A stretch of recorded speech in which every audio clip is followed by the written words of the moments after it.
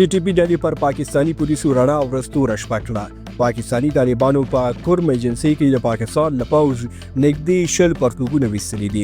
پوره جزئیات په همدې ویډیو کې وګورئ او د انعکاس میډیا چینل سبسکرایب کړئ. نن سهار د خیبر پښتونخوا په کورمه ایجنسۍ کې ناڅرګندو وسلوالو د پاکستاني پوځ په موټریز کاروان خطرناک برید کړی او وروسته یې په یادې سیمه کې بمي چاودنې هم کړي دي.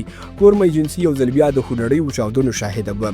د وروستیو معلوماتو له مخې یادې بمي چاودنې د کورمه ایجنسۍ په پیوار شرمهیلو کې نن سهار مهال وشوې چې یوازې 2 دقیقې وروسته ورپسې دوهمه چاودنه هم وشوه.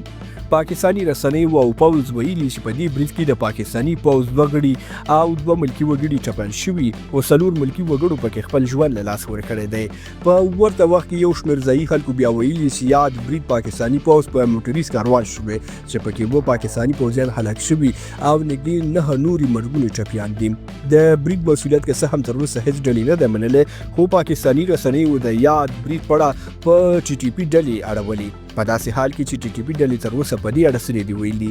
د سیاسي او امنیتي چارو کارپوهان ویلي چې یاد بریدونه مذهبي بڼه لري او په کورمه ایجنسۍ کې همیشه د سني او شیعه ډلو ترمنځ مذهبي نهتې ترسره کیږي.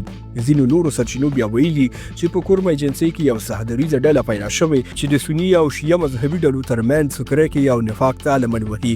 خو تر ډېره پورې په داسې پیښو کې د پاکستان پوځ لاس لرل هم په ګوته شوي دي.